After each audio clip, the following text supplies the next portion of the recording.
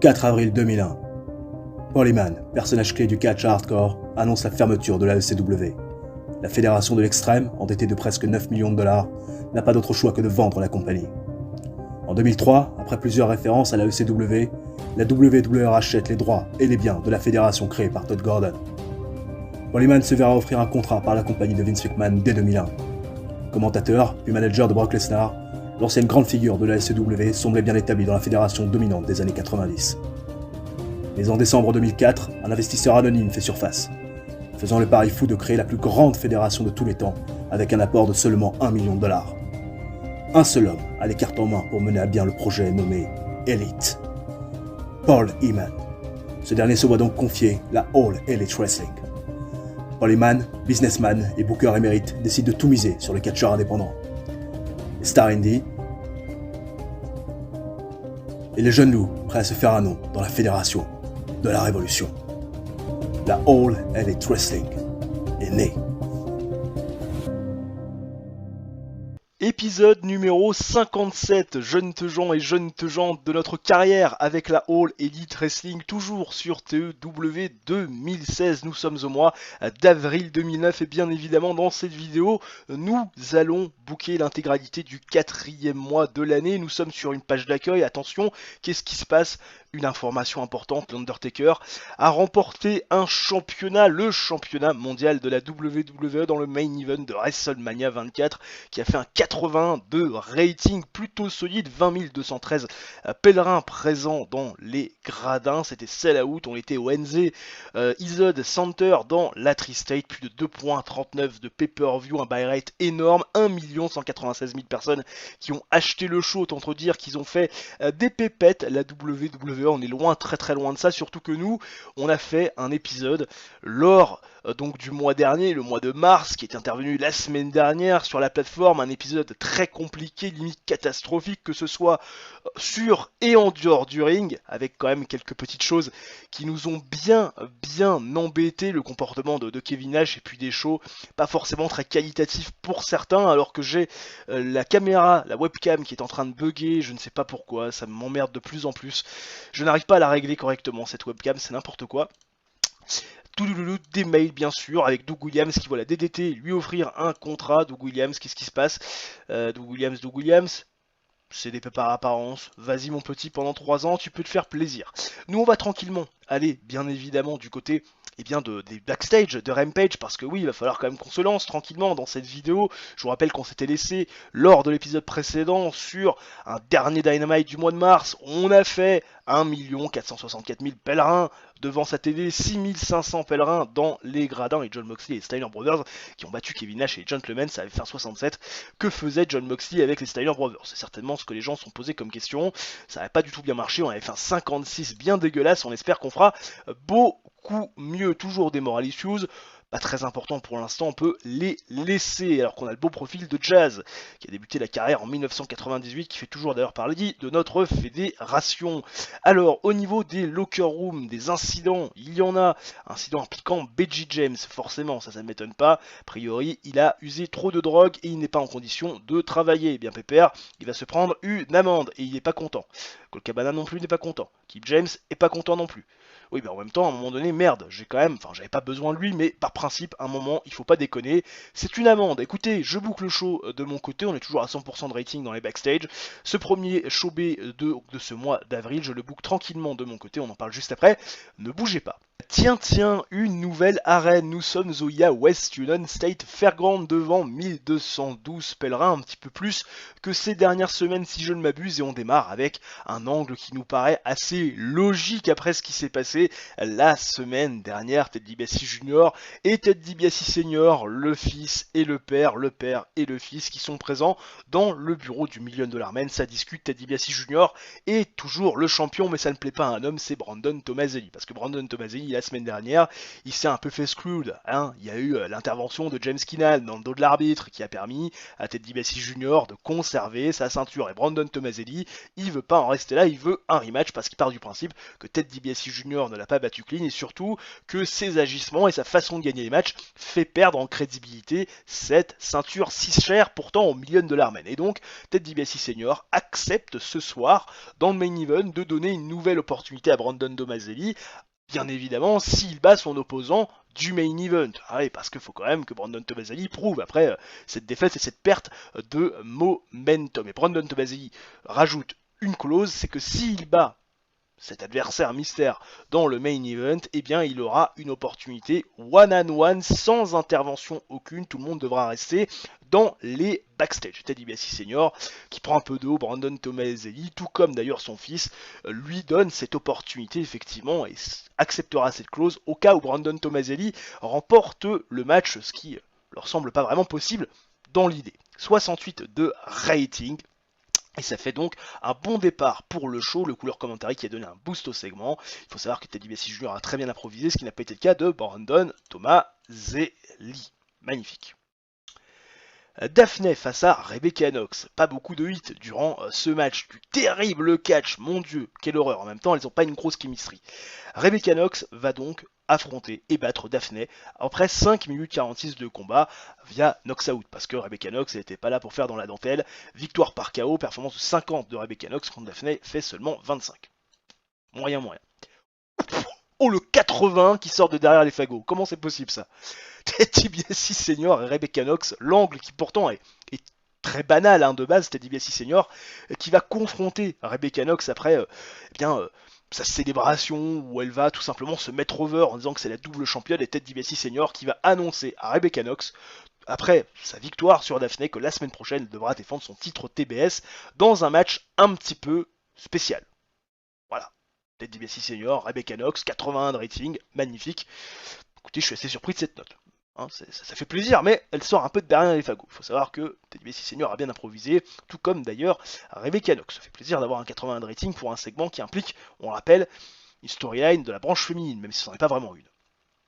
Et enfin le main event, Jet Hayden face à Brandon Tomaselli. Et quand Ted DiBiase Senior voit Jet Hayden arriver, et je vais pas vous le cacher, il fait la gueule. Au contraire, il est bien énervé parce que c'était pas du tout ce qu'il avait prévu. Ted DiBiase Senior, il voulait à la base Chris Kanyon. Et il nous en parle de Chris Kanyon, sauf que Chris Kanyon s'est pas pointé et que Brandon Tomaselli a choisi son adversaire. Et son adversaire, tiens, c'est nul d'autre que Jet Hayden qui avait eu une opportunité pour le titre intercontinental il y a quelques semaines face à Ted DiBiase Jr. Et donc Brandon Tomaselli, Jet Hayden vont s'affronter dans un match clean et Brandon Tomaselli va remporter le match dans un match qui est défini comme pauvre après 11 minutes 28 de combat. Brandon Tomaselli défait Jet Hayden via pinfall, 55 de rating, performant justement de 55 de Brandon Tomaselli quand Jet Hayden est seulement à 35. Il faut savoir que Jet Hayden et Brandon Tomaselli, ça clique pas, décidément, de matchs de combats qui ont été un peu malaisants sur les bords. Mais victoire de Brandon Tomaselli sous, bien évidemment, l'agacement le plus prononcé qui soit de Ted DiBiase Senior qui était à la table des commentateurs. Et ça permet bien sûr à Brandon Tomaselli d'avoir une opportunité dans les prochaines semaines, pourquoi pas même dès la semaine prochaine, pour le titre intercontinental. Et on fait un 62 de rating, plutôt sympathique. Rien bien spécifique à dire sur ce show, mais ça fait quand même un 62 qui va permettre, bien évidemment, à notre show B de gagner en popularité, alors qu'on a le beau profil de Funky Billy Kim, que je ne connais pas, qui a été à l'UPW Ultimate University, qui a commencé sa carrière en 2002, aïe, extraordinaire le bonhomme, alors qu'on a les résultats de SmackDown, 78 pour SmackDown, avec un main event entre La Parka et Eddie Guerrero, qui se termine en no contest face à Undertaker et Steve Corino, le Steve Corino les mecs, attention, ça déconne zéro. Mon dieu. Rampage TV rating de 0.26, et bien écoutez, on va voir tout de suite ça, qu'est-ce qui se passe, 0.26. Attention, ça nous fait un 202 340 viewers, ce qui est un petit peu moins que la semaine dernière, malgré un meilleur show. Écoutez, c'est pas très grave, on va se rendre dans les backstage de Dynamite désormais, pour essayer de conjurer un petit peu ce mauvais, ce mauvais épisode. fin de vidéo dernière qui m'a un petit peu embêté, on va pas se cacher, des incidents, bien sûr, incidents piquant Chanté Taylor et Melina Perez. Apparemment, elles s'entendent plutôt bien backstage et ça a mis tout le monde dans un bon mood et ça a élevé les esprits de chacun. Bah, très bien, magnifique. James Storm et Chris Benoit, qu'est-ce qui se passe? James Storm qui a été amené à la cour des catcheurs accusé d'avoir pris ses partenaires de trajet en retard. Et le juge désormais qui est Chris Benoit, eh bien l'a rendu coupable et sa sentence est de payer le trajet de ses partenaires pour les 3 prochains shows. Comme ça au moins, James Storm il arrêtera de faire des conneries. Un résultat de cet incident, James Storm qui a bien évidemment améliorer son comportement. Bah évidemment, quand il y a des sous en jeu, tout de suite, hein, on fait un peu plus d'efforts. Nous sommes sell-out au AK Curtis Ménard Sports Center, 5000 pèlerins présents dans les gradins, nouvelle arena, dans le Nord-Ouest, région où on est un petit peu moins populaire que dans le Midwest, mais que voulez-vous, cette popularité, il faut la travailler, donc on y va, même si on commence moyennement avec un 50 de rating qui ne va pas arranger la hit globale de notre storyline TNT Worldwide. Pourtant, ce segment, dans mon esprit, il est plutôt intéressant, puisqu'on a Don Callis qui arrive avec Kota Ibushi, le champion de la TNT, qui pourtant a été amené à la fédération grâce à Paul Heyman, qui a eu son opportunité grâce à Paul Heyman et qui est devenu champion TNT quelque part par le biais du general manager de la compagnie. Seulement Don Callis, la semaine dernière, il a fait des révélations comme quoi Kota Ibushi n'était pas forcément le premier choix de Paul Heyman. On a laissé sous-entendre que c'était Katsushika Okada. Kota Ibushi, il n'a pas trop apprécié le fait d'être quelque part une seconde main, un bouche-trou, la 5e roue du carrosse pour permettre au show de Paul Heyman quelque part de gagner en popularité et surtout de continuer à faire vivre la storyline du côté du championnat TNT. Et donc, forcément, Kota Ibushi va se faire bourrer le mou par Don Callis. Paul Heyman va essayer d'intervenir. Effectivement, tu n'étais pas le premier choix, c'est vrai, je dois l'avouer, mais si je t'ai donné l'opportunité, si je t'ai permis d'aller aussi haut dans la carte sans finalement passer par le bas de l'échelle, c'est que je crois quand même en toi et que tu étais, selon moi, un projet viable. Seulement, eh bien, vous imaginez bien que c'est pas la seule chose qui va se passer dans ce segment, il va aussi y avoir l'arrivée de Katsushika Okada, qui va plus agacer qu'autre chose Kota Ibushi. Pourtant, Katsushika Okada, Kota Ibushi, c'est deux personnes qui se respectent, qui se connaissent, qui sont beaucoup affrontées, côtoyées au Japon. Et Katsushika Okada nous apprend, par l'intermédiaire donc des traducteurs, que Paul Heyman a choisi Kota Ibushi après sa blessure par l'intermédiaire justement de Katsushika Okada lui-même qui a conseillé à Paul Heyman de prendre ce garçon qui au Japon faisait de très belles choses. Et Katsushika Okada il vient en ami parce que comme Paul Heyman il a beaucoup de respect et de considération pour Kota Ibushi et il demande à ce dernier, au champion TNT, de ne pas se faire bourrer le mou par un Don Callis qui a de mauvaises intentions et qui l'a déjà prouvé par le passé. Et Katsushika Okada, pour enterrer un peu l'âge de guerre parce qu'il sent que c'est un petit peu tendu, propose à Kota Ibushi ce soir de faire équipe un peu plus tard dans la soirée. 50 de rating, Don Callis a été très bon, Paul Heyman n'a pas été très bon, tiens, Katsushika Okada a débuté sa gimmick de Leon Gaon et c'est very good, c'est intéressant aussi de le noter, et Paul Heyman qui a paru bon dans le segment, malgré tout, la storyline perd de la hit, on espère qu'on en regagnera un petit peu plus tard dans la soirée.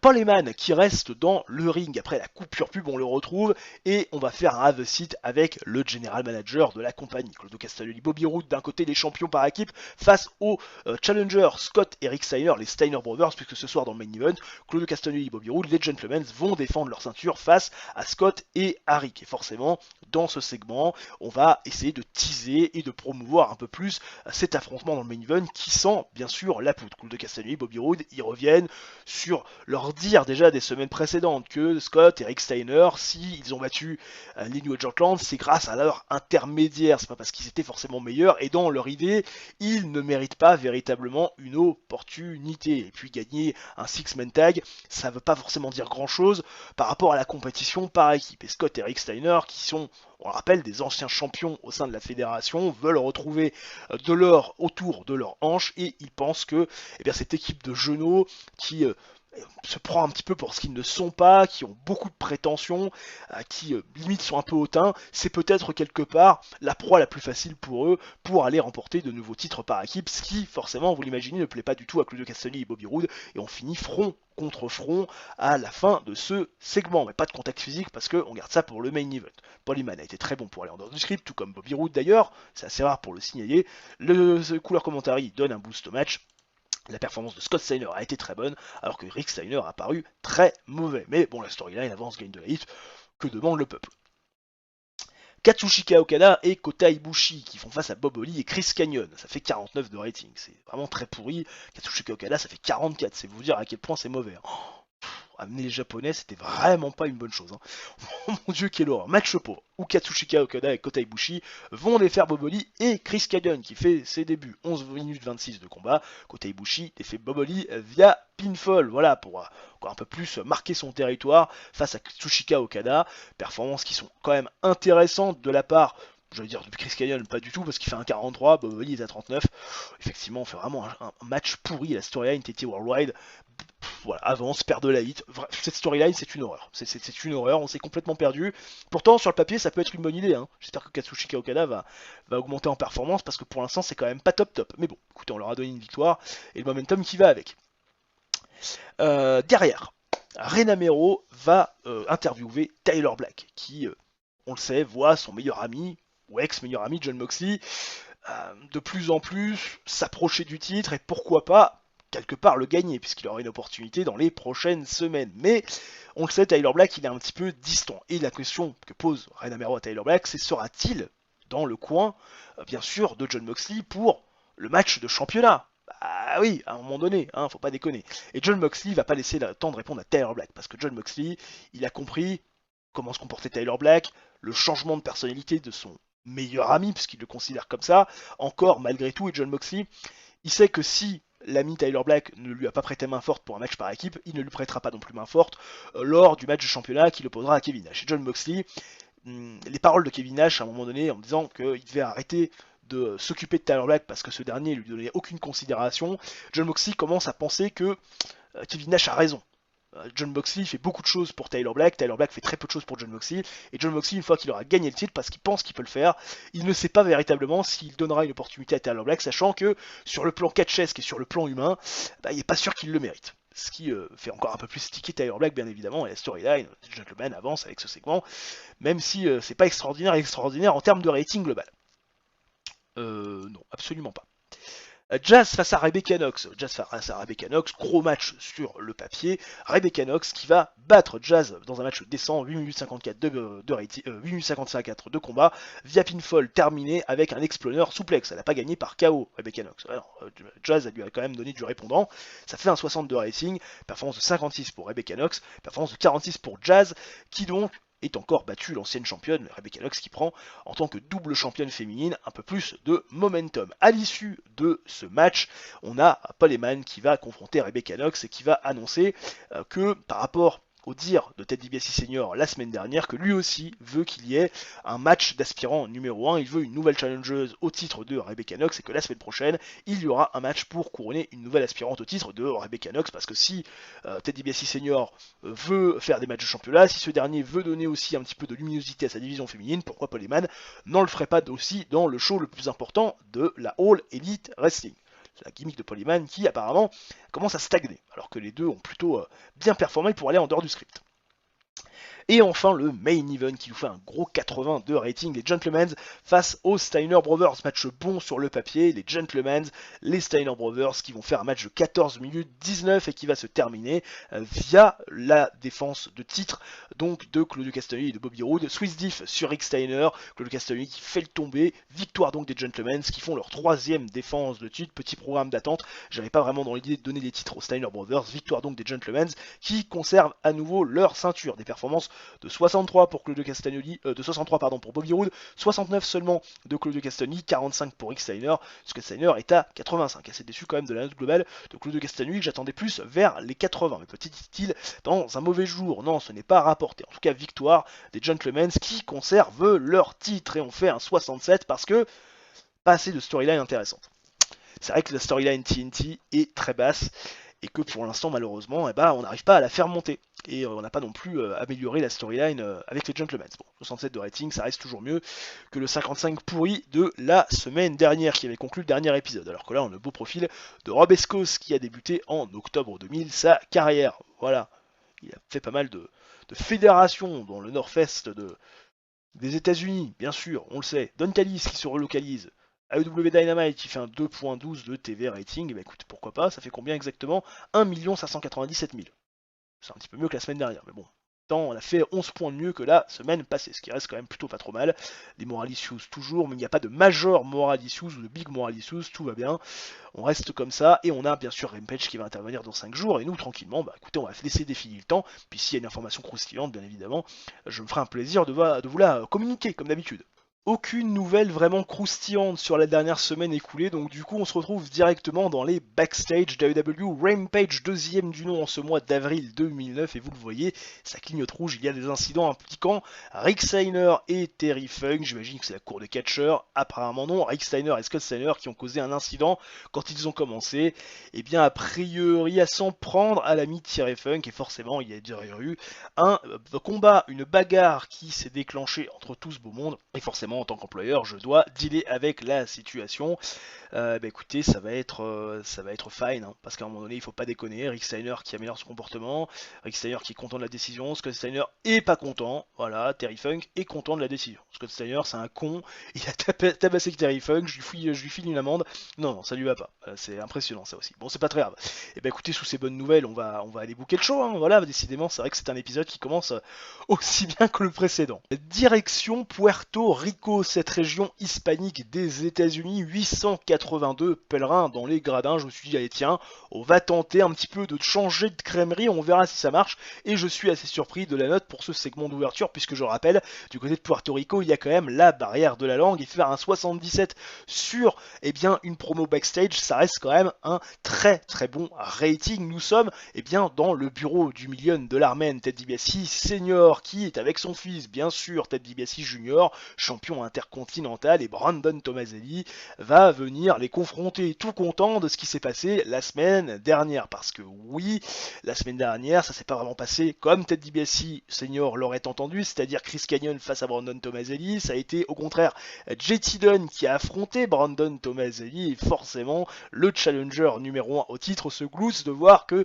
ce soir, dans le main event, avec sa petite roublardise, il va pouvoir affronter Ted DiBiase Junior pour le titre, et tout le monde devra rester dans les backstage, forcément, ce qui est un avantage, vous l'imaginez, pour le challenger qui se sent très confiant dans sa capacité de pouvoir battre Ted DiBiase Junior. Sauf que Ted DiBiase Senior, il lui dit, tu sais, j'ai encore des pouvoirs, certes, ce match, ce sera un match où personne ne pourra intervenir, mais malgré tout, je peux encore choisir la stipulation, et la stipulation de ce soir dans le main event, ce sera un match de table. Ted DiBiase Junior face à Brandon Tomaselli pour le titre intercontinental ce soir dans le main event, dans un match de table, c'est tacté, c'est booké par Ted DiBiase Senior, ce qui plaît un peu moins à Brandon Tomaselli, ce qui plaît beaucoup à Ted DiBiase Junior, parce qu'il se dit, je vais peut-être avoir le moyen de m'en sortir. Ted DiBiase Junior qui a bien improvisé durant le segment, tout comme l'ami Ted DiBiase Senior, et Brandon Tomaselli n'a pas fait finalement de mauvaises prestations non plus, puisque lui aussi, tout comme ses deux prédécesseurs, a été plutôt à l'aise pour interagir avec la foule. Et la storyline, The Money Man avance, gagne de la hit, ah là là, magnifique.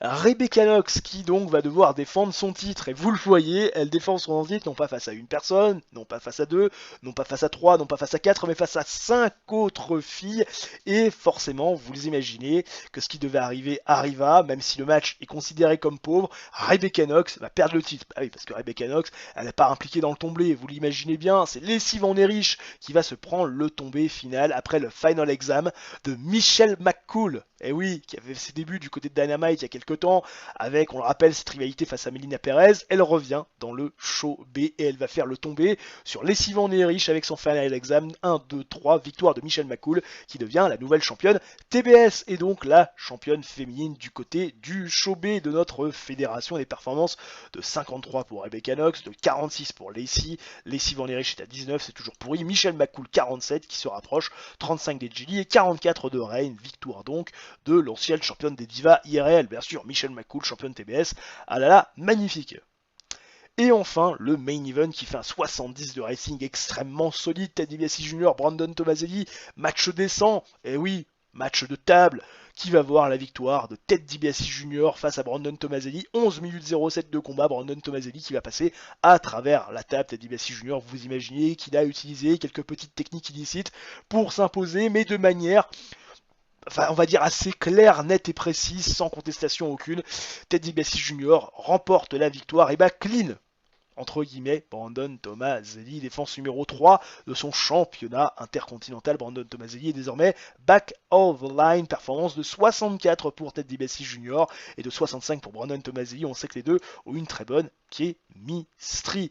Et on fait un 68 de rating très solide qui est bien plus qualitatif que le 67 que l'on avait fait sur notre Showa. Bah oui, comme quoi à un moment donné, il faut quand même pas déconner. Alors qu'on a de beaux profils, Scorpio Sky qui a débuté sa carrière en 2002. On le sait, il est derrière aller à la TNA, et puis bah, la All Elite Wrestling aujourd'hui, bien sûr. Ah bah attention, ah là là, qu'est-ce qui se passe? Les résultats de SmackDown, ils ont fait un 79 avec La Parka et Kurt Angle qui ont défait Edge et Undertaker via DQ. Décidément, il y a beaucoup de DQ. Voilà, Eddie Guerrero qui bat Orlando Jordan via DQ aussi. Hein, voilà, tout le monde reste fort. Booking WWE, c'est fabuleux.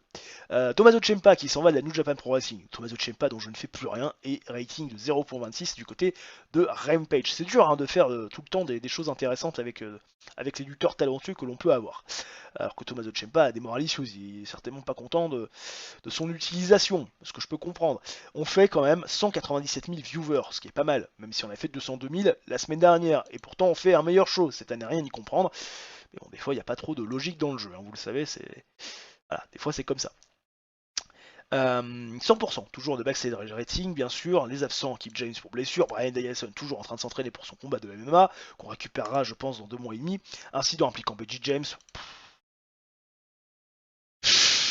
Pas en condition d'aller travailler. Stern Warning. Franchement, là, j'en peux plus, quoi. Voilà. Kip James est content de ma décision. Voilà.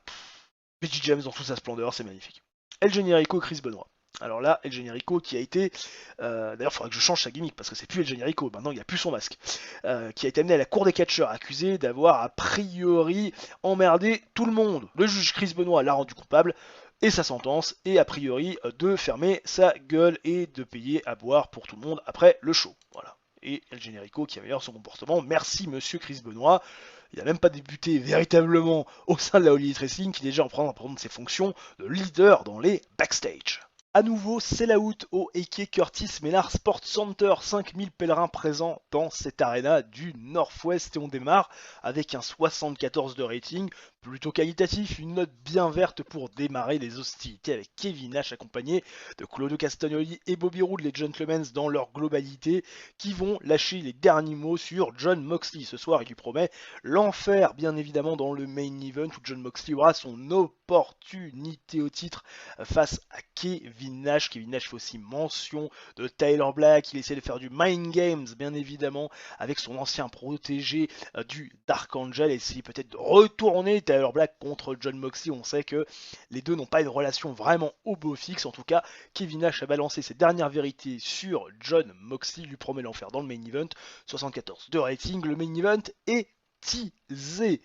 Ensuite, énorme 96 pour véritablement démarrer les hostilités, parce que oui, l'angle c'est dans un angle backstage, là c'est l'angle dans le ring, ce qui va vraiment ouvrir le show. Paul Heyman qui nous annonce une signature, et pas n'importe laquelle, celle de monsieur Chris Benoit qui fait son arrivée. Le public est complètement dingue.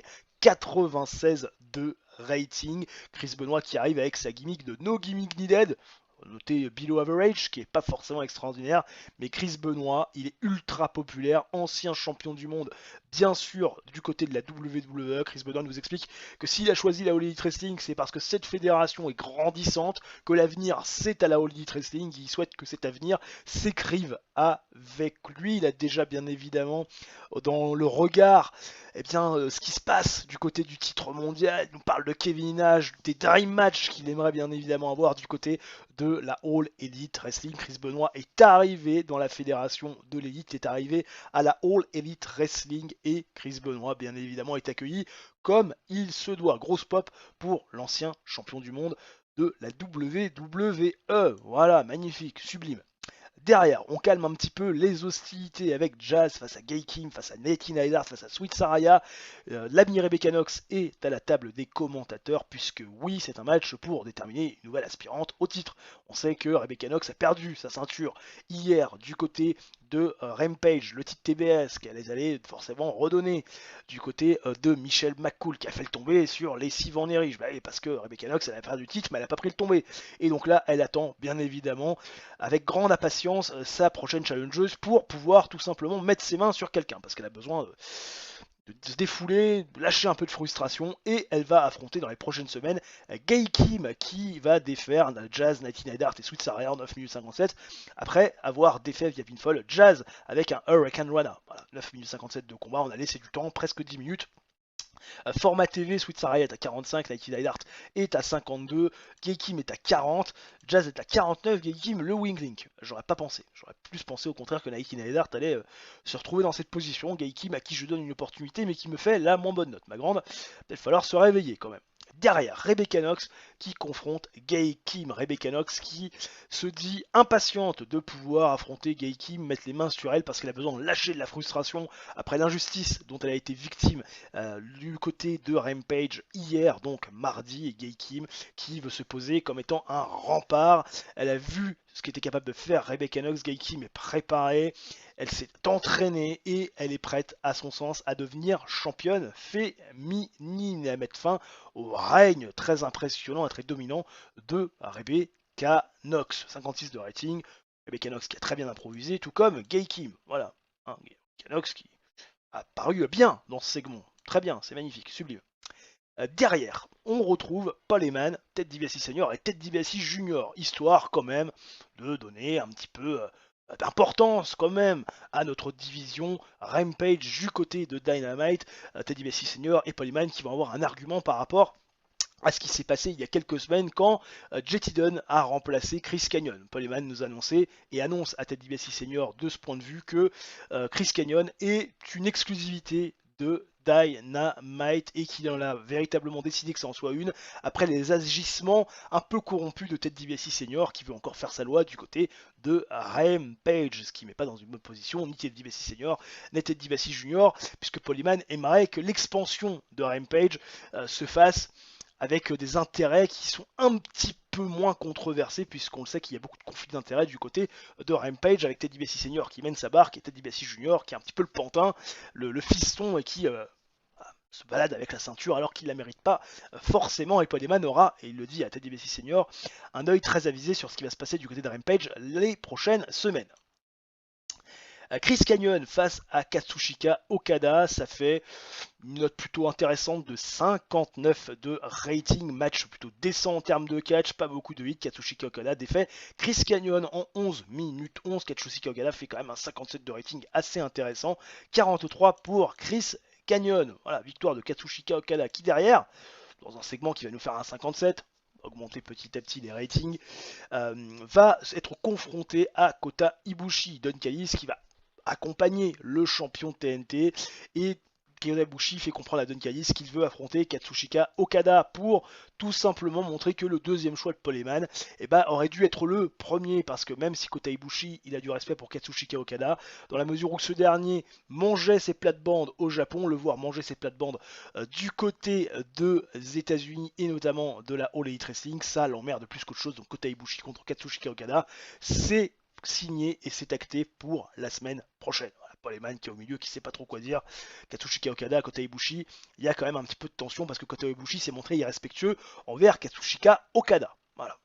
Segment qui avance, qui gagne de la hit. Ah là là, magnifique. John Moxley face à Kevin Nash, ça fait un 73 qui est loin d'être Jojo, pourtant fantastique. Il descend catch, bon tu m'étonnes, hein. En même temps Kevin Nash ça fait 59. Hein. Aïe aïe aïe pépère, il est ralenti par une blessure et puis Kevin Nash dans un ring, c'est Kevin Nash, 66 pour John Moxley. Match avec une fantastique du descend catch, 12 minutes 20 de combat qui va se terminer via stoppage quand Kevin Nash aura tapé sur John Moxley et que ce dernier aura été jugé dans l'incapacité de continuer le combat. Kevin Nash fait donc sa troisième défense du titre World. À l'issue de ce match, il va y avoir Claudio Castagnoli, Bobby Roode, Kevin Nash qui vont tenter de s'en prendre à John Moxley et Tyler Black va arriver. Tyler Black, ah là là, qui fait son arrivée sur le ring avec sa musique d'entrée. Les gens savent pas trop ce qui va se passer. Il y a un long regard avec Kevin Nash, il y a un long regard avec le Castagnoli, Bobby Roode, puis derrière un petit sourire en coin et il va s'en prendre à John Moxley, le faire passer à travers une table et de ce fait, officialiser ce que vous vous attendiez tous, son heel turn, voilà, ce qui passe très bien forcément parce qu'on a eu le temps de le construire. Et Tyler Black rejoint du même coup Kevin Nash et Claudio Castagnoli ainsi que Bobby Roode dans les Gentlemen. Il célèbre avec eux sous le corps gisant de Jon Moxley qui est KO au centre du ring. Et on fait un 78 énorme. Ah oui, parce qu'il faut quand même pas déconner. Le show gagne de la popularité dans 17 régions, c'est magnifique. 78, ça fait quand même un petit moment. On n'avait pas fait un 78 de rating, ça fait bien plaisir. Alors qu'on a le profil de Nick Densmore qui commençait sa carrière en 1997 sous son nom réel à l'Ohio Valley Wrestling. Voilà, magnifique. Alors qu'on nous parle de la descente de Kurt Angle. Ah, bah oui, hein, un peu plus lourd le garçon. En même temps, bon, un peu vieux le monsieur, 40 ans. 40 ans, ça commence à faire. Kurt Angle, le body type change. Ah oui, il est flabby. Ah oui. Matt Sydal, flabby aussi. Oh putain, nom de Dieu. Matt Sydal, flabby, énorme. 2.21 de TV rating. Matt Sydal, je pense que je l'ai re-signé, mais je sais même pas si on va faire quelque chose de lui. C'est vous dire. 1 658 000 viewers, c'est un petit peu plus que la semaine dernière. On remonte tranquillement en gamme. On a fait 11 points de mieux que le show de la semaine passée, ce qui est quand même, on va pas se le cacher, plutôt de bonne qualité. 1156 pèlerins Oya West United State Foreground, nous sommes dans le Midwest région, on est bien sûr le plus populaire, 69 de rating pour démarrer les hostilités, ce qui est plutôt qualitatif pour notre show B, et comme il se doit, Ted DiBiase Junior et Ted DiBiase Senior, le fils et le père, le champion intercontinental et le chairman de Rampage qui vont fêter comme il se doit la victoire du fiston la semaine dernière qui a battu Clean dans un match de table l'ami Brandon Tomaselli. On en fait des caisses bien évidemment parce que Ted DiBiase Jr. depuis le début il se considère comme étant le plus grand champion intercontinental de l'histoire de la All Elite Wrestling, et puis Ted DiBiase Senior il va droit dans son délire. Seulement eh bien ils vont se faire couper par deux hommes, Nick Nemeth accompagné Bratsu par Barbara Kidane et Austin Harris, parce que ces deux garçons, voyant que Brandon Tomaselli a perdu son opportunité, maintenant back of the line, eh bien ça leur offre possiblement un spot dans les prochaines semaines pour aller chercher ce titre intercontinental, challenger Ted DiBiase Jr. et pourquoi pas aller prendre la ceinture. Nick Nemeth, il se rêverait d'être champion intercontinental une deuxième fois, et puis Austin Harris, on le sait, il a un petit peu d'unfinished business malgré tout avec ces cliques des Money-Mans et ce groupe de Ted DiBiase Senior, le general manager et chairman bien évidemment de Rampage. Et donc forcément tout ce beau monde va avoir pas mal d'arguments durant ce segment et on va convenir ce soir dans le main event d'un match 3 contre 3. Ted DiBiase Jr. a bien improvisé, tout comme son père qui a été vraiment de très très bon pour aller en dehors du script et interagir avec la foule. Ça n'a pas été le cas de Nick Nemeth et d'Austin Harris qui sont un petit peu en dessous. Nick Nemeth, c'est très difficile à comprendre, sachant que le garçon a quand même des stats d'entertaining plutôt intéressants. Malgré tout, la storyline avance tranquillement, hein, on fait un 69, ça reste plutôt correct.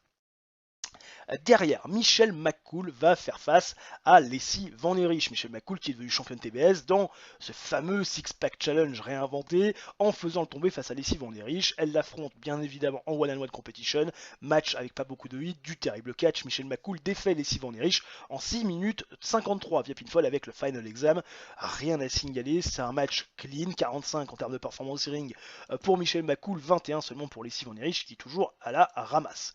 À l'issue de ce match, Michelle McCool va se faire confronter par Lacey qui va un petit peu avoir un argument avec Michelle McCool. Lacey qui va reprocher à Michelle McCool d'être venue comme ça et de prendre le spot et la ceinture à des filles qui font Rampage depuis des années, dont elle qu'elle se considère comme étant la leader de cette division féminine de Rampage, ancienne championne, ce à quoi Michelle McCool va répondre qu'elle a aussi dû manger son pain noir. On le rappelle, elle est arrivée du côté de Dynamite, elle a perdu sa rivalité face à Melina, on l'a mis loin des écrans ensuite pour justement faire place à des filles plus méritantes qu'elle. Elle a su prendre son opportunité, elle ne l'a pas véritablement volée, en plus elle a su mettre la balle au fond, et si Lacey a un problème avec ça, eh bien elle peut toujours essayer d'y remédier. C'est un petit peu le propos de Michelle McCool, Lacey, Michelle McCool, vous voyez un petit peu le truc venir. Voilà, 54 de rating, bonne improvisation de la part de Michelle McCool, ce qui n'a pas été le cas de Lacey. Et enfin, le main event, qui nous fait un 60 de rating plutôt intéressant. James Keenan qui va accompagner Ted DiBiase Jr., Ken Anderson qu'on est venu greffer au truc, parce qu'il n'y avait personne d'autre, qui vont faire face à Austin Aries, Nick Nemeth et tiens, Vito Tomazelli, qui forcément veut venger un peu son frère par rapport à ce qui s'est passé, parce que victoire clean de Ted DiBiase Jr., oui, mais enfin quand même, on va pas se le cacher, ça aurait pu tourner différemment. Match décent sur le papier, 10 minutes 59 de combat, format TV, on a laissé un petit peu de temps malgré tout. Victoire donc des Faces par l'intermédiaire de l'ami Nick Nemeth qui va défaire Ken Anderson, la pile folle, avec le Leaping Reverse STO tombé 1-2-3, victoire de Nick Nemeth sur Ken Anderson, qui, vous l'imaginez de ce fait, va possiblement se positionner pour le titre des Ted DiBiase Jr., le championnat intercontinental qui avait été sien, on le rappelle, il y a encore quelques mois de ça. Vito Tomazelli est à 39, 64 de Nick Nemeth, 60 de Austin Aries, 31 de Ken Anderson, 56 de Ted DiBiase Jr. et 31 de James Keenan. Clairement, l'ami Nick Nemeth était au-dessus de tout le monde avec le weak link, bien évidemment Ken Anderson, et l'ami James Keenan qui se partage la moins bonne des notes. Et on fait un 59 de rating plutôt correct. Voilà, correct. Rien de bien intéressant. Alors qu'on a un beau profil de Brooke Adams, que nous avons, bien évidemment. Modèle américain, danseuse, catcheuse professionnelle, stripteaseuse, elle nous a tout fait. Elle est arrivée dans le business en 2006. Eh ouais, à un moment donné, c'est pas tout jeune non plus, ça. User Talent Pound Gained, non c'est pas vrai. On gagne des user talent, on va tout de suite les utiliser. 0.24 de TV rating, alors comment on utilise les user talent? Je peux utiliser le user talent. On va prendre en leadership. Voilà, parce qu'on a besoin de leadership. Voilà, très bien, magnifique. Au niveau du show history, on fait 182 620 viewers, ce qui est un petit peu moins que la semaine dernière, mais en même temps, c'est vrai qu'on a perdu un petit peu de points. On a fait 9 points de moins, ça reste logique. Et oui, vous voyez l'information, Jay Briscoe a commencé son entraînement pour aller faire du MMA, bien sûr, Jay Briscoe. Il a vu Brian Danielson, il s'est dit, tiens, si je faisais pareil. Bon, allons-y. Et ben écoutez, il n'y a même pas d'incident backstage. Je me suis dit, allons-y pour traiter des incidents backstage. Il n'y en a même pas. Ben écoutez, on va tranquillement aller dans le Midwest. On va revenir dans notre région de prédilection pour essayer de faire un peu d'argent. Je boucle le show de mon côté, et puis bien sûr on en parle juste après, ne bougez pas.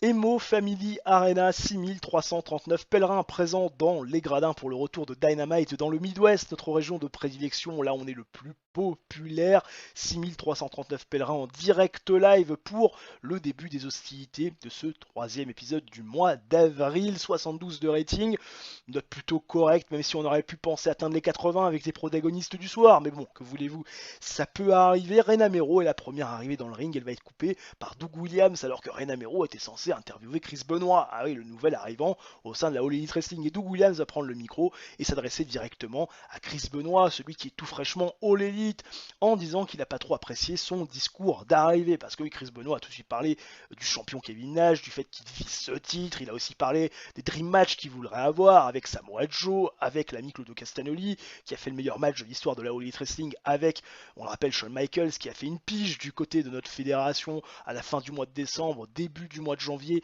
2009, également de Kevin Steen, qui est le garçon de la nouvelle génération qui l'impressionne le plus seulement Doug Williams, s'est senti vexé de ne pas avoir été cité par Chris Benoit, parce que Doug Williams, c'est un draw au sein de la compagnie, c'est un anglois, un menton solide, quelqu'un qui se bagarre dans les pubs, qui a montré de quel bois il se chauffait au sein de la All Elite Wrestling, et forcément, il est très peu satisfait que Chris Benoit ne l'ait pas mentionné. Doug Williams, qui comme d'habitude, se fait un peu chahuter par le public, et Chris Benoit va finir par se pointer, parce que oui, Doug Williams qui voulait l'attention de Chris Benoit, il va l'avoir, d'abord parce que Chris Benoit aurait dû avoir cette interview face à Rena Mero, qu'il est moyennement satisfait du fait que Doug Williams lui ait coupé les arceaux pieds, lui ait pris son moment, et puis surtout Chris Benoit, encore une fois, il le dit, il le répète, il ne considère pas véritablement Doug Williams comme étant un draw au sein de la compagnie. Le garçon se comporte mal, a une attitude très hautaine, très suffisante, et en plus, il n'a pas un record extraordinaire. Et Chris Benoit, ce soir, par le fait qu'il a interrompu son tête-à-tête avec Rena Mero, se verra bien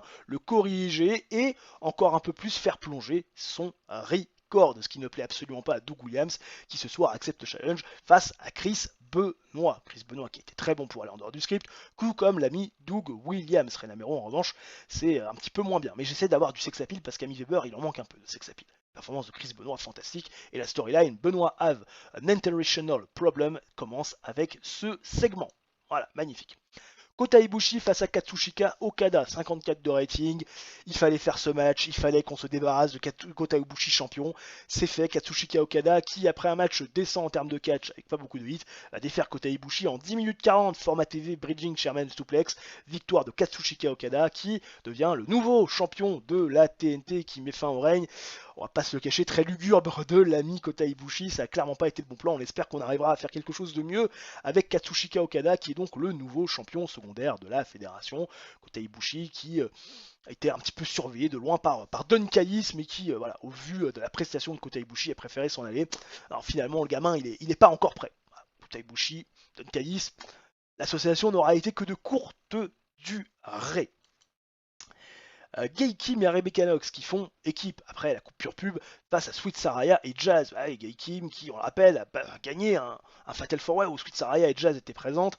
Et Gail Kim et Rebecca Knox vont faire équipe et Rebecca Knox va montrer à Gail Kim, s'il en était encore besoin, à quel point elle est dominante dans un ring puisque Rebecca Knox va battre Sweet Saraya et Jazz quand Rebecca Knox, après 9 minutes 10 de combat, va mettre KO Jazz. Voilà, petit regard derrière, l'air de dire je fais mieux le café que toi, 53 de rating, performance de 43 de Sweet Saraya, 46 pour Jazz, 39 pour Gail Kim, c'est toujours aussi pourri, et 52 pour Rebecca Knox. Matt Sydal et Chuck Palumbo qui font équipe, ah oui, petite équipe créée de manière random pour faire face aux Gentlemen's, match décent où les Gentlemen's, les champions par équipe, vont défaire Matt Sydal et Chuck Palumbo en 8 minutes 04 quand Bobby Roode va défaire Matt Sydal via pinfall avec le Northam Lariat, 70 de rating, ça reste correct, des performances de 43 pour Chuck Palumbo, 38 de Matt Sydal qui est toujours très loin de ce qu'il devrait faire, 74 de Claudio Castagnoli, c'est un petit peu mieux, et 68 de l'ami Bobby Roode et la storyline Gentleman avance, on perd un peu de hit parce qu'effectivement le match n'était pas super qualitatif, mais rassurez-vous, on augmentera la hit et on la fera remonter la semaine prochaine. Petit striptease de George Frankenstein, voilà, segment léger dans tous les sens du terme avant le main event, qui nous fait un 79 entre Doug Williams et Chris Benoit, des performances plutôt intéressantes, Doug Williams c'est presque 70, Chris Benoit est à 85, ah là là, Chris Benoit de toute façon ça va devenir le ring general, hein, le généraux du ring, ça c'est évident. Match avec une fantastique huit, du grand catch, Chris Benoit défait Doug Williams, excusez-moi petit rototo, en 15 minutes 39 via soumission et le sharp shooter. Forcément, l'ami de Williams a été obligé de taper sous cette prise de soumission extrêmement douloureuse de Chris Benoit. Victoire donc du Canadien qui remporte son premier combat au sein de la All Elite Wrestling, 79 de rating, on fait un 74 en global, ce qui est plutôt intéressant, on améliore notre popularité dans 15 régions. Alors qu'on a le beau profil de Kensuke Sasaki qui a commencé sa carrière en 1986, qui a rejoint la New Japan Pro Wrestling en 1990. Pas tout jeune le nanar, mais bon, ça peut arriver. Des ratings de 2.21, est-ce qu'on n'a pas un peu augmenté les ratings là? Attends, quand même. On avait 2.21, 1 658 000, et là on fait 1 662 000. Ça reste plutôt correct. Je suis plutôt satisfait des 2 derniers jours qu'on a pu faire avec notre show A, même si, encore une fois, j'aimerais maintenant dépasser peut-être, pourquoi pas, les 80, avec la start list et surtout sur ce roster que l'on a, clairement, ça peut clairement le faire. En tout cas, j'espère qu'on arrivera à le faire d'ici à la fin de ce mois. Tiens, Cody Rhodes qui me demande une augmentation de salaire. On le rappelle, il est signé Cody Rhodes, ancien champion intercontinental et ancien champion du monde par équipe, qui est payé 3 530 $ par mois, moins que les 8 160 qu'il vaut. Peut-être te donner 75% parce qu'il ne faut pas déconner, 3 472 $. Donc 2 augmentations pour l'ami Cody Rhodes, que tout le monde rêverait d'avoir, et Cody Rhodes est plutôt content de ma décision. Je pense qu'il a raison de l'être. Nous sommes dans les backstage d'AEW Rampage, dernier show B de ce mois d'avril 2009, et vous le voyez, un backstage rating de 97%, malgré tout, des locker room incidents, ça clignote rouge, on va voir ce qui s'y passe. Bobby Roode et Rick Steiner, bon bah t'imagines que ça a dû être un petit fight, hein, un incident causé par Bobby Roode quand il a commencé à s'en prendre à Rick Steiner, un combat s'est déclenché entre les deux, il faut machiner, il faut dealer, et ben c'est fine, voilà. Une amende pour Bobby Roode est content de mon action, et Rick Steiner également, voilà. Faut pas la gueule, ça va, incident sans aucune conséquence. Terry Funk qui passe des tips à son protégé Babyface, voilà, James Keenan, mais bon, des tips de Babyface, il en a pas trop besoin. John Moxley, des tips de Babyface, oui, pourquoi pas, ça il en a plus besoin. Tommaso Ciampa, la psychologie, voilà, c'est bien aussi. Écoutez, sous ces bonnes nouvelles, on va aller bouquer le show tranquillement. Allez, ne bougez pas, c'est parti. Nous sommes au TX Amarillo, CC Grande Plaza, 1025 pèlerins dans les gradins. Je ne sais pas dans quelle région on a atterri. Je n'ai absolument pas vérifié la localisation du show en amont. C'est pas grave, écoutez, hein, ça reste quand même une salle à peu près remplie avec du monde, bien évidemment, pour suivre en direct live le dernier Rampage du mois d'avril 2009. Et on démarre avec un 70 de rating plutôt intéressant avec un Nick Nemeth qui va être au micro de Rena Mero. Il est toujours bras dessus avec Barbara Keenan et forcément Nick Nemeth qui a remporté la semaine dernière un six-man tag en faisant le tomber sur James Keenan, se positionne possiblement pour être challenger numéro 1 et donc aspirant au titre de Ted DiBiase Jr. Il nous parle bien sûr de son règne de champion intercontinental, à quel point il était cool, à quel point il était fun, à quel point les gens l'ont apprécié, à quel point il a fait chier Ted DiBiase Senior et à quel point il aimerait que à cette période revienne au goût du jour. Bref, un Nick Nemeth très sûr de lui, un peu hautain, mais les gens aiment bien ce show-off Nick Nemeth qui n'a pas la langue dans sa poche et puis en plus qui aime bien se mettre en valeur avec de belles tenues assez fashion et puis une belle blonde bien sûr à son bras. Vous imaginez qu'il va être coupé par la clique des DiBiase, senior et junior, parce que Ted DiBiase junior veut rappeler à Nick Nemeth que la période où il était champion est révolue, que le Ted DiBiase Junior d'avant n'est pas le Ted DiBiase Junior d'aujourd'hui, qu'il est un champion dominant, qu'il a battu clean Brandon Tomaselli, qu'il a survécu à tous les tests qu'on lui a donnés, et le test Nick Nemeth, eh ben, il va le passer sans sourciller. Mais avant de penser avoir un titre, eh bien ce soir, il faut qu'il affronte bien sûr James Keenan. Vous connaissez la chanson, James Keenan, Nick Nemeth dans le main event. Pas beaucoup de suspense, hein, bien évidemment, mais ça fait partie, on le sait, des étapes à passer avant, alors que la caméra vient encore de bugger, hein, sans déconner, ça fait partie des étapes à passer si on veut obtenir un match de championnat dans les DiBiase Rules. Voilà, Ted DiBiase Junior qui n'a pas été très bon pour aller en dehors du script, ce qui a été tout le contraire de Nick Nemeth qui a apparemment réussi bien à improviser avec la foule et tirer avantage de la situation et la storyline. Bien évidemment, The Moneyman avance et gagne de la hit que demande le peuple. Lacey et Lacey Van Erich, le duo de Lacey qui font face à AJ Lee et Michelle McCool. AJ Lee, ancienne championne TBS, et Michelle McCool, qui est l'actuelle championne, bien sûr féminine, de la division Rampage. Match avec très peu de hits, terrible catch, ça fait 45, c'est pourri. AJ Lee et Michelle McCool défont Lacey Van Erich et Lacey en 9 minutes 09 quand Michelle McCool va défaire Lacey Van Erich via pinfall avec le Final Exam. C'est la troisième fois en 3 rencontres que Lacey Van Erich se mange le tombé face à Michelle McCool. Performance de 33 pour AJ, 47 pour Michelle McCool, 47 aussi pour Lacey et 18 seulement pour Lacey Van Erich qui en plus, a priori, s'est pété les doigts. Retourner peut-être même les doigts. Bref, cette troisième défaite d'affilée de Lacey Van Erich, qui en plus a impliqué Lacey dans ce combat, eh bien, va faire perdre patience à l'ancienne championne TBS, qui va frapper Lacey Van Erich, la jolie blonde, qui va se faire passer à tabac, qui va manger 1, 2, 3 finishers, qui va se faire frapper à coups de chaise.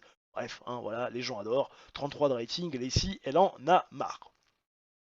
Et enfin, le main event qui nous fait un 56 de rating plutôt correct, même si on est loin, très très loin des standards que l'on avait pu faire ces dernières semaines. Nick Nemeth qui va défaire James Keenan dans un match pauvre, 10 minutes 28 de combat avec le Deeping Reverse STO, victoire de Nick Nemeth. Voilà, 55 de performance in ring de Nick Nemeth, 34 de James Keenan.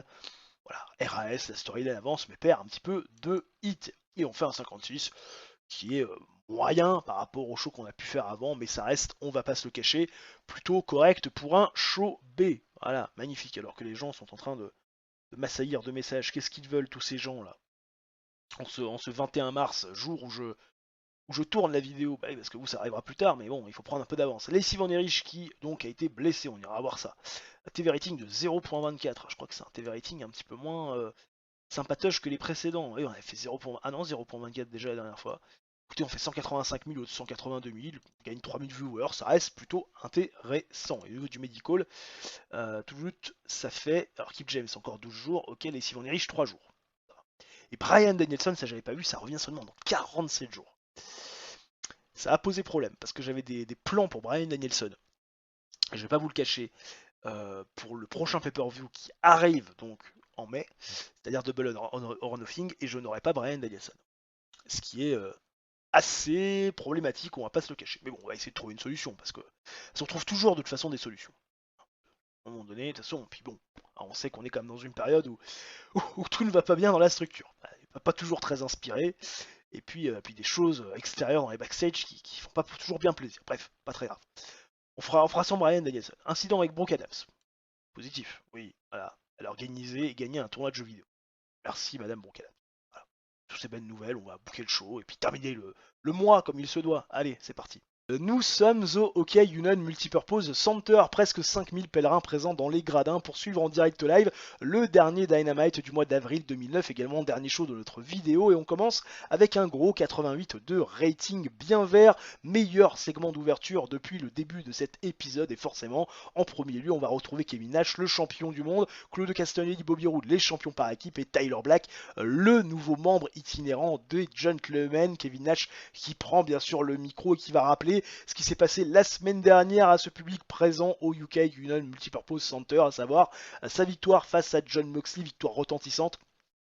Fair and square sans aucune contestation possible, victoire via stoppage, l'arbitre qui a finalement décidé que Jon Moxley n'était pas apte à continuer le combat. Kevin Nash il a tapé encore, et Kevin Nash sans contestation aucune, avec une domination sans nom, est venu à bout de Jon Moxley, mais au-delà de sa victoire face à l'ami Jon Moxley, il est surtout content de retrouver Tyler Black à ses côtés. Tyler Black pour qui il a toujours eu beaucoup de projets, beaucoup d'ambition, en qui il a toujours vu beaucoup plus de choses. Quand Jon Moxley retrouvait à nouveau ce garçon près de lui, sous sa houlette, Tyler Black qui avait fini par s'impatienter au sein du Dark Angel, qui avait fini aussi par se vexer du comportement de Kevin Nash à son égard, et Kevin Nash qui revient sur la situation, Tyler Black qui a fini par retourner sa veste, qui lui a coûté beaucoup en réputation, et puis également son titre, puisque Tyler Black il a été la raison de la perte du titre de Kevin Nash, puisque Tyler Black avait offert quelque part un peu le titre à Steve Austin dans leur match de championnat qui les avait posé il y a un peu plus d'un an de cela, mais désormais on va faire table rase sur le passé. Kevin Nash souhaite que Tyler Black s'intègre à son nouveau groupe, et Tyler Black il est plutôt bien intégré, il a le smoking, le superbe costume cravate, il est très élégant Tyler Black, plus le charisme le bonhomme. Et Tyler Black souhaite, puisque Claudio Castagnoli, Bobby Roode et lui-même ont une ceinture autour des hanches, que Tyler Black puisse aussi retrouver un petit peu d'or autour des siennes, puisque Tyler Black, il veut qu'il redevienne pertinent et surtout qu'il redevienne champion, ce qu'il était lorsqu'il était avec le Dark Angel. Mais Kevin Nash fait aussi un point sur sa situation et sa compétition, parce que oui, Kevin Nash, il a battu Steve Austin pour reprendre le titre, il a battu bien sûr Shawn Michaels, il a battu Jon Moxley, il a battu Tyler Black, il est obligé d'en faire mention. Désormais, qui reste-t-il? Brian Danielson, il est en train de faire ses trucs, préparer son combat de MMA, le mec est en train de se perdre. Forcément, il parle aussi de Chris Benoit, mais qu'il est vraiment légitime. Chris Benoit, il vient juste d'arriver, il peut pas avoir une opportunité comme ça. En fait, dans le propos de Kevin Nash, c'est aujourd'hui, plus personne ne mérite une opportunité au titre. Seulement, eh bien, il y en a un qui ne l'entend pas de cette oreille, c'est Samoa Joe, qui forcément fait son arrivée sous les hurrahs de la foule. Samoa Joe, très populaire, le garçon Samoa Joe, et il a envie de retrouver, de faire cette fameuse Redemption to Gold, d'essayer de faire son parcours de rédemption jusqu'au championnat qu'il n'a jamais remporté. Samoa Joe, il le dit, il retrace un peu son parcours. Je suis arrivé en 2005, je voulais devenir le vrai champion de la fédération, le vrai champion de la All Elite Wrestling. J'ai échoué, j'ai pas toujours été récompensé par le booking. Aujourd'hui, il y a de la place pour moi, et c'est le moment pour moi d'aller chercher ma rédemption jusqu'au championnat. Kevin Nash, il prend pas du tout au sérieux Samoa Joe, parce que Samoa Joe, quelque part, il a beaucoup perdu. Il a finalement un record très peu positif, et quelque part, en plus, il l'a déjà battu à de nombreuses reprises dans les matchs pour le titre et des matchs qui n'étaient pas pour le titre. Donc Kevin Nash, finalement, son propos, c'est: pourquoi tu mérites un titre? Pourquoi tu mérites une opportunité à mon championnat? Pourquoi tu mérites finalement de pouvoir m'affronter? Tu n'as rien prouvé. Et d'ailleurs, Kevin Nash ne comprend pas pourquoi les gens sont toujours derrière Samoa Joe, pourquoi ils le trouvent encore crédible et pourquoi ils en font un draw au sein de cette compagnie. Samoa Joe, il dit: ok, tu penses que je ne suis pas capable de battre, tu penses que je ne mérite pas, très bien, laisse-moi te prouver que je suis capable de faire ma rédemption jusqu'au championnat. On va permettre comme ça à l'ami Chris Benoit d'avoir un dream match en perspective. Laisse-moi affronter aujourd'hui Claudio Castagnoli. Samoa Joe, Claudio Castagnoli, dans l'esprit des gens c'est énorme, ils veulent voir ça, sauf qu'il y a Bobby Roode qui va s'en mêler. Bobby Roode il dit: je suis le mec le plus titré, j'ai 2 titres de champion TNT, un titre de champion intercontinental, un titre de champion par équipe, pardon, mais si tu dois affronter un mec, c'est plutôt moi. Bobby Roode il va casser un petit peu le délire, mais Samoa Joe, voyant qu'il n'a pas trop le choix pour commencer sa rédemption vers le championnat, accepte le challenge de l'ami Bobby Roode ce soir dans le main event. 88 0,8 de rating. Kevin Nash a été très bon pour aller en dehors du script. Claudio Castagnoli pareil, Bobby Roode pareil, Samoa Joe il a eu masterclass. Bon, tout le contraire de Tyler Black qui a paru complètement paumé, mais la storyline, Samoa Joe Redemption, 3 points d'interrogation, avance et gagne forcément de la hit. Gail Kim face à Rebecca Knox, match de championnat féminin, ah oui, pour la ceinture mondiale féminine de la fédération, match descend sur le papier, 7 minutes 46 de combat qui va avoir la victoire de Rebecca Knox sans surprise face à Gail Kim en 7 minutes 46 quand cette dernière va être mise KO par l'Iron Punch. Rebecca Knox, défense numéro 3 du championnat mondial pour Rebecca Knox qui fait un 55 de rating quand Gail Kim est à 42. Et à l'issue de ce match, un retour, une revenante bien sûr qui va venir casser un peu du face. Je veux bien sûr parler de Amazing Kong qui, sous les bons conseils de Don Callis, va faire son retour et va tout simplement décimer Rebecca Knox et Gail Kim. Elle va les défoncer. Limite, elle les pend dans le ring. Voilà, un gros statement d'Amazing Kong qui veut la ceinture. Et d'ailleurs, elle va prendre cette ceinture des mains de Rebecca Knox, elle va la brandir bien haut et puis elle va finir par la poser sur le corps gisant au sol de Rebecca Knox, complètement groggy, complètement KO, qui s'est fait avoir à son propre jeu. Retour d'Amazing Kong, ce qui forcément va être assez important, vous l'imaginez, pour la suite des événements. La performance d'Amazing Kong, magnifique. Et Gail Kim, elle a paru paumée. Mais bon, Gail Kim, elle avait juste à vendre, hein, pas non plus grand chose. Ensuite, Paul Heyman, qui est dans le ring avec Katsushika Okada. Katsushika Okada, il nous le dit, hein, par l'intermédiaire de Paul Heyman, ce titre TNT pris des mains de Kota Ibushi, désormais doit être un titre à la portée de tout le monde. C'est-à-dire que tout le monde doit avoir une opportunité. Tout le monde doit pouvoir se battre pour ce championnat TNT qui est le championnat de la télévision et qui se doit d'être défendu via cette TV, via Dynamite toutes les semaines et via les écrans. Et Katsushika Okada, il n'est pas contre l'idée de redonner une chance à Kota Ibushi. Et Don Callis va finalement intervenir, vous l'imaginez, hein, parce que quand il entend le nom de Kota Ibushi, forcément, ça lui rappelle quelque chose. Et Don Callis nous explique, et par la même occasion à Paul Heyman et Katsushika Okada, que Kota Ibushi désormais est parti très loin de la All Elite Wrestling. Hein, il a pris un coup sur la casquette après sa défaite. Don Callis il s'est vite rendu compte que c'était peut-être un peu trop tôt pour l'ami Kota Ibushi pour aller prendre ce titre et peut-être être un champion crédible. Donc du coup, il est reparti au Japon sous les conseils de Don Callis, s'entraîner, persévérer pour être un meilleur lutteur et un meilleur homme. Mais en attendant, Don Callis, il a un opposant à Katsushika Okada si ce dernier veut remettre son titre en jeu. Et le nouveau client de Don Callis, c'est Monsieur Cody Rhodes, qu'on avait pu vu depuis la perte de son titre intercontinental. Vous vous en souvenez très certainement, il y a déjà quelques mois de ça. Et Cody Rhodes fait son entrée avec Don Callis. Cody Rhodes, ah là là, qu'est-ce qui se passe? Ancien champion intercontinental, ancien champion du monde, par équipe. Et Cody Rhodes, forcément, il va confronter Katsushika Okada. Et Katsushika Okada, il est prêt à en découdre. Il lui dit, écoute, si tu veux m'affronter, hein, t'as un nom très ronflant dans le business, hein, le catch doit couler dans tes veines, vas-y, on s'affronte, moi je suis motivé. Et Katsushika Okada, il est prêt à aller, mais Cody Rhodes, lui, il est en tenue civile, pas envie d'affronter le japonais tout de suite, hein. Et Don Callis, voilà, il attend, il lui met un stop, c'est qu'il dit non, Cody Rhodes, il est pas prêt, c'est pas son moment, ça sera selon nos termes. En revanche, si tu veux défendre ton titre, il y en a un qui a bien envie de prendre sa revanche par rapport à ce qui s'est passé il y a quelques semaines. Et cet opposant, c'est Monsieur Chris Kanyon. Alors forcément, Chris Kanyon, il est là un peu pour jobber, hein, c'est pas non plus le heel qu'on va mettre dans le permit card ou dans le main event, mais quand même, ça nous fait un bon match. 57 de rating, Chris Kanyon, la performance de 43, Katsushika Okada 52, bon, 57, ça fait quand même le taf. Match avec une décente réaction des fans, match aussi décent en termes de catch. Katsushika Okada défait Chris Kanyon en 10 minutes 53 via Pitfall, et donc Katsushika Okada fait donc sa première défense du titre TNT devant les yeux de Chris Benoit. De Don Callis et de Cody Rhodes, qui étaient présents bien sûr à la table des commentateurs pour commenter l'action. Voilà, victoire de Katsushika Okada, première défense de titre. Ah là là, il se positionne bien. Rena Mero qui est dans les backstage et qui interview Doug Williams qui nous explique qu'il a un unfinished business, un business à terminer avec Chris Benoit parce que la semaine dernière, cette victoire via soumission, ça lui a pas plu, hein. Alors bien évidemment, il a dû taper parce que la prise de soumission est quand même douloureuse et puis c'est difficile de s'en sortir. Mais Doug Williams, dans son esprit, c'est pas une vraie victoire, c'est pas une victoire d'homme. Un homme, il gagne par tomber au centre du ring. Un homme, il gagne par KO, hein, quand le bonhomme n'est pas capable de battre le compte de 10. il gagne pas par soumission, ça fait un peu Tarlouse dans l'idée de Doug Williams, et Doug Williams, il va rechallenger Chris Benoit la semaine prochaine, voilà, pour lui montrer comment un homme doit gagner un match. Voilà. Doug Williams, il en démord pas, il veut encore l'attention de l'ami Chris Benoit, et puis surtout, il veut river les épaules d'un ancien champion du monde de la WWE qui lui permettrait, en cas de victoire, vous l'imaginez, de bien se repositionner. Doug Williams, qui a très bien performé durant ce segment, et forcément la storyline avance, mais perd un petit peu de vie, parce que 64, c'est bien, mais sans plus.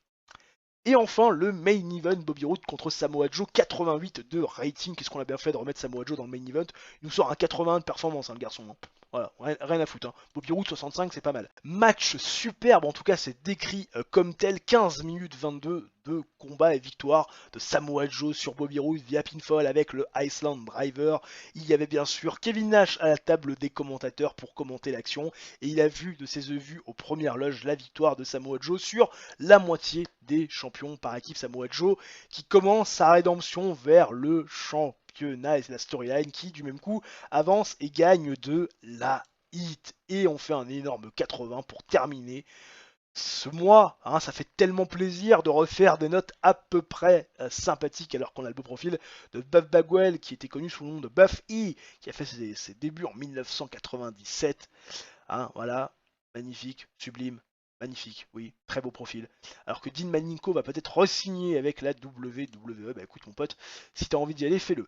2.19 de TV rating, on y va voir ça, et puis Claude Castagnoli qui nous dit que Cody Rhodes est un petit peu trop violent dans le ring, hein, qui va finir par blesser quelqu'un de manière assez sérieuse. Ah, bon, apparemment Cody Rhodes ne fait pas l'unanimité, bon, c'est pas très grave. Au niveau du show history, on fait 1 649 000 viewers, ce qui est un petit peu moins que la semaine dernière, alors que pourtant, on fait un meilleur show. Hein. Pas à chier, on fait 6 points de plus. Bon, écoutez, voilà, on a dépassé les 80, c'est pas mal.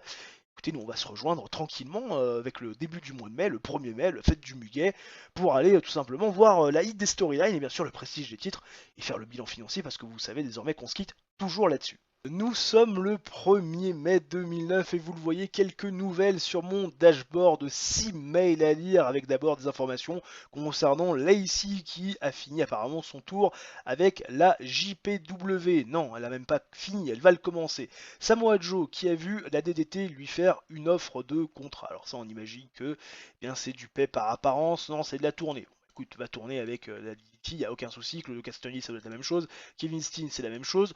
Le deal avec Première du côté de l'Europe qui va se terminer le mois prochain, le deal avec Sapporo TV du côté du Japon qui se termine aussi, on ira voir ça en temps et en heure. Les moral issues, on les traitera, il n'y aura aucun souci, pour l'instant c'est pas véritablement la priorité. Au niveau des finances, on voit qu'on a perdu 93 000 $.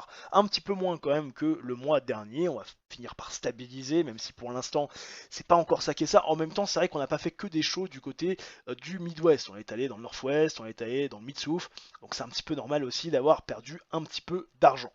Au niveau donc du détail, les tickets de sale, 384 000 tickets vendus. Bon, pourquoi pas, ça reste correct, même si on fait quand même beaucoup moins que le mois dernier. Le TV Revenu, c'est la même chose que le mois dernier. 217 000 au niveau du sponsor, ça a compensé. On a eu quand même un petit boost de plus de 30 000. 61 000 au niveau des marchandises, on stabilise. Le MISC, ça a presque pas bougé. Le coût de worker a été plus important ce mois-ci en même temps. C'est normal, il y a la signature de Chris Benoit. Le coût des shows, 134 000. Un petit peu moins que le mois dernier, c'est logique. Le coût de marketing, 175 000. Bah écoutez, pourquoi pas. Le coût de marchandises, ça se stabilise à peu près. On est dans le même zoo que le mois dernier. Le coût de production, c'est le même. Et au niveau du MISC, forcément, on a été un petit peu moins taxé. Pas de taxes également, puisque forcément, on a fait du négatif. Au niveau des storylines, la hit des storylines. Benoit have an international problem, c'est-à-dire storyline avec Doug Williams. C'est 70 pour l'instant, c'est pas mal. La rédemption de Samoa Joe, c'est 83. Moneyman, c'est 56. Et TNT Worldwide, on est à 55. Il va falloir faire un petit peu plus pour essayer de faire gagner de la hit à ces storylines. Au niveau des titres, on est à 68 pour le titre intercontinental, on est à 55 pour le titre féminin mondial, on est à 80 pour le titre World, on est à 85 pour le titre par équipe, le championnat TBS est à 48, le titre TNT est à 55. Le prestige du titre TNT qui est en train de chuter. Il va vraiment falloir qu'on fasse quelque chose. Mais en même temps, on va lui faire des défenses à Katsushika Okada. On va essayer de construire des choses pour que ça soit un petit peu mieux. Parce que c'est vrai qu'on est très très loin du prestige qu'on pouvait avoir notamment avec CM Punk et où Bryan Danielson, ou même Christopher Daniels, même Travis Hummel, qui avait fait quand même un très très bon run autant que champion. J'espère que cette vidéo vous aura plu. Voilà, c'est tout ce que j'ai à vous dire en cette fin de vidéo. Si c'est le cas, bien évidemment, le coup du chapeau, le like, l'abonnement, l'activation de la cloche, ça mange pas de pain, c'est totalement gratuit, ça aide la chaîne au référencement. Et nous on se retrouve très prochainement pour une nouvelle vidéo. D'ici là, portez-vous bien, ciao bye bye, et à la prochaine.